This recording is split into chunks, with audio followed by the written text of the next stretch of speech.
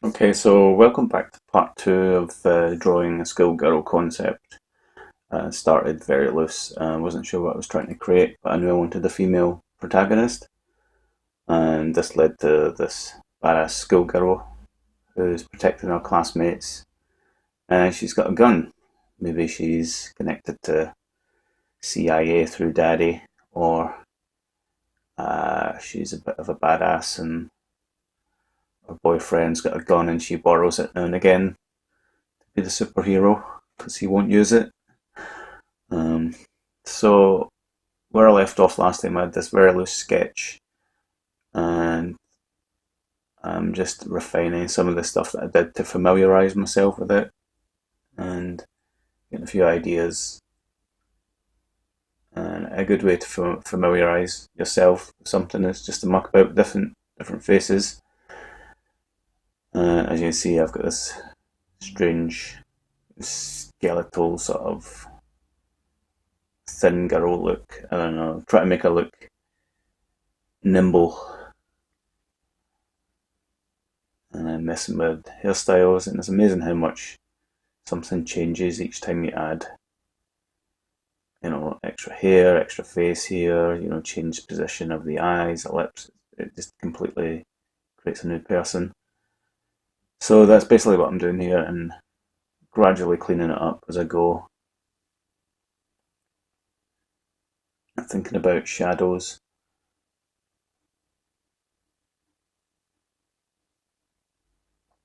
Yeah, I'm just gradually going around the whole shape and making it a lot cleaner. So this is sped up 4 times normal speed again. So it took roughly, I don't know, half an hour to clean this up, and the initial sketch was about 40 minutes. So this is about an hour and a half's work to get this to the point at the end.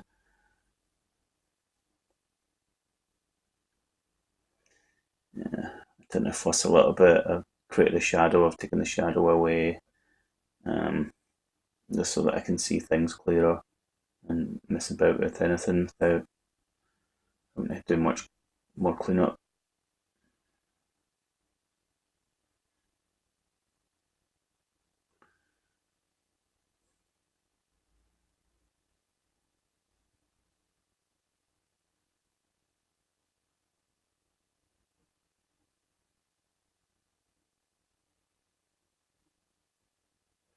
I'm not totally happy with the head shape just yet, but I carry on refining the other stuff until you see I've just added in a large fringe,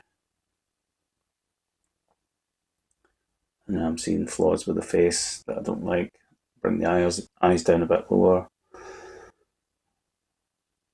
getting a different look.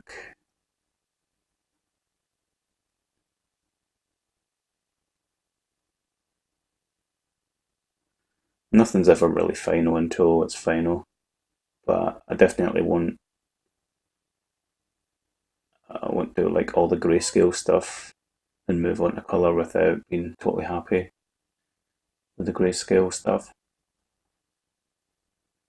So the process is really like do a very loose initial sketch as you see in part one, and then start to refine it until you get something close to what you want. But always stay in black and white or grayscale to start with. Don't jump to colour because you won't be ready for colour until you know the brightness and darkness of certain things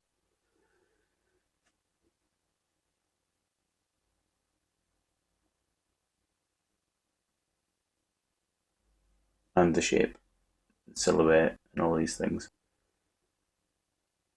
So, I'm doing this is what I'll maybe call the cleanup pass, and bringing it a bit closer to a point where I'm happy with it.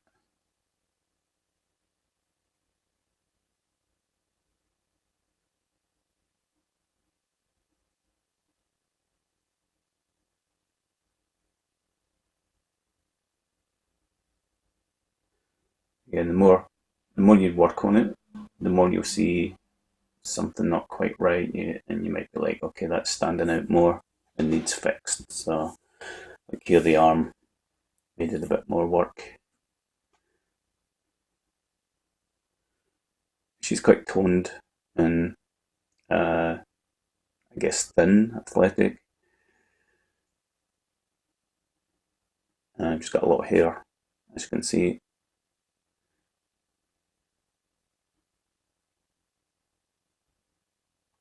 I'm just refining some of the facial features to make it less Asian looking, I guess.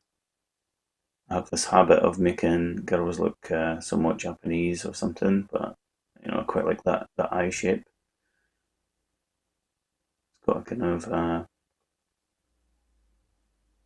femininity to it.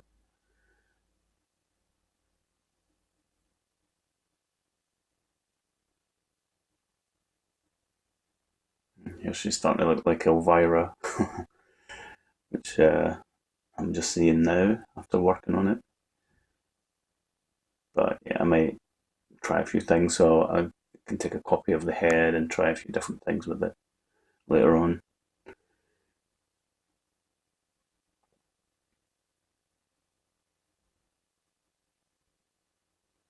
I don't have quite a lot. I don't have quite the resolution to work with to get a lot of detail in, but I'll work with the resolution I have until it's time to do detailing.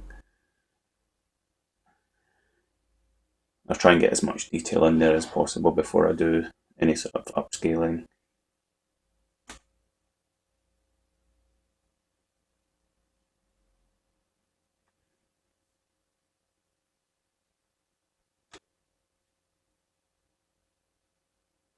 I'm using a Wacom Intuos Pro 5 with with a just a regular pen you get with it. Nothing, nothing too special. I've never used a Cintiq. I might want to try and get an iPad Pro with the pencil. If that's really good. I do want to do more digital drawing because too many times I get ideas or I get fiddly fingers. I want to do something. I want to draw something, but I've maybe left my notepad at home, and it's good to paint digitally because you can make copies quite easily and refine stuff, and you can erase areas and undo.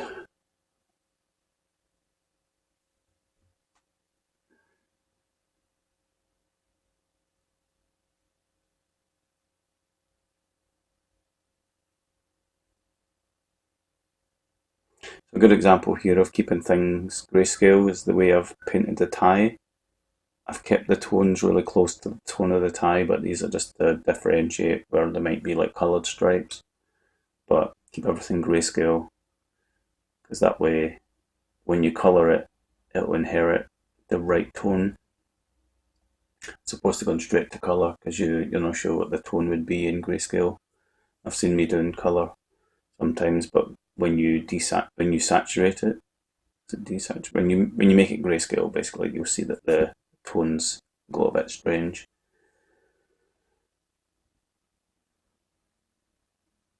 So this just makes sure that the right value comes to your eye even after you colour it, which I'll probably do with a colour layer above.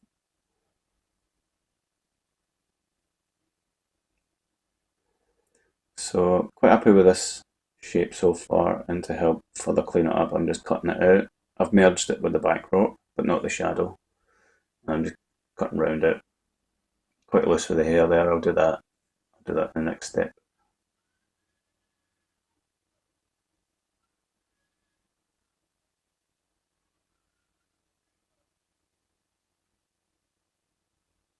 Right, so that's pretty decent silhouette as well. Cleaning that up a bit. Adding in a bit of colour in the background just to help see what I've done.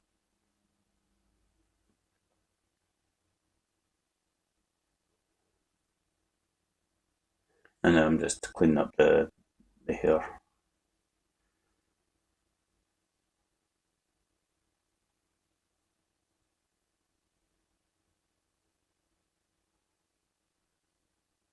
Okay, so just make a copy of that layer. I'm going to add some effects to it. It's just a shadow around the edges, and it just helps pop them and blend it with the layer above. I'm quite good for that. So yeah,